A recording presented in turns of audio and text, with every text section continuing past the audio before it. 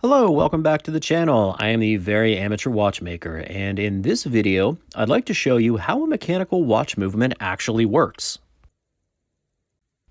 How do we get this random assortment of gears, levers, springs, and screws to provide us with something that actually tells time? Now, I'm going to demonstrate how by breaking it down into a few sections. Now, the first part we'll talk about is the power source. So what gives the mechanical watch movement the power to move? Many people might think all you need to power a watch is a battery. However, that's only the case in what is called a quartz movement. A quartz movement uses a battery, crystal quartz, circuit board, and magnetic gears to make a watch turn. But a mechanical watch uses no electrical components of any kind. Instead, it uses this oddly shaped band of metal called the mainspring. Now, you might be looking at this thing asking yourself, how in the world could this possibly power a watch? Well, here's how.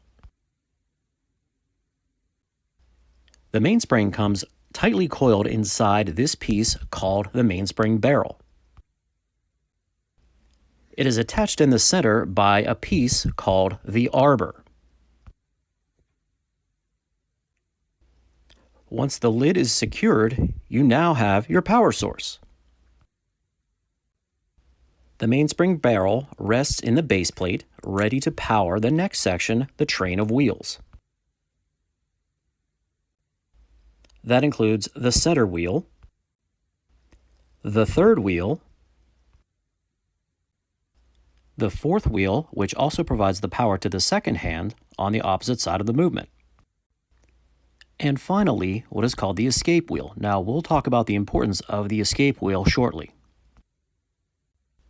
The mainspring barrel and train of wheels are held in place by 3 bridges and are specifically geared to allow the hour hand to make 1 revolution around the dial every 12 hours, the minute hand 1 revolution every 60 minutes, and the second hand 1 revolution every 60 seconds.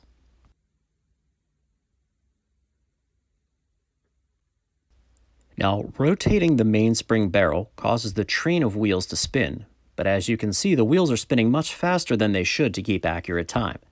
So how is the energy released from the mainspring little by little?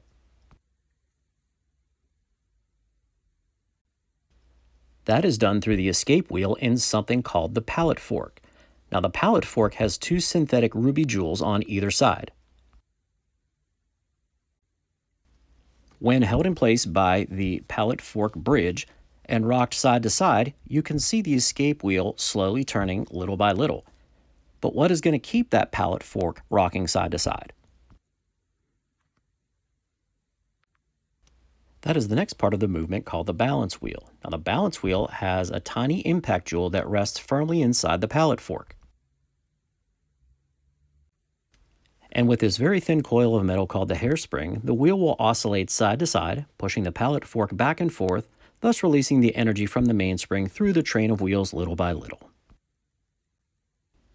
Attached on top of the mainspring barrel is a ratchet wheel, and when the watch is wound up, the crown wheel turns the ratchet wheel, winding the mainspring tighter and tighter in one direction. And as with any spring, the more it is turned in one direction, the more it will try to move in the opposite direction. It is that force in the opposite direction that drives the train of wheels, thus powering the watch and allowing the hands on the opposite side to turn at their designated speed.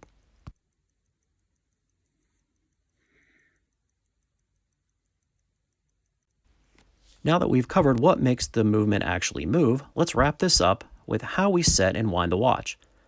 The earliest pocket watches from their creation in the 1600s to the third quarter of the 1800s used a key which had to be inserted into the movement. But with the advancement of more modern watch movements, a key is no longer necessary. That part is now called the keyless works. Now, the keyless works is comprised of a winding stem, various gears, springs, and a sliding clutch wheel that when pulled out will engage the motion works, which move the hands. And when pushed in, it will engage the mainspring barrel, thus winding up the mainspring and powering the watch.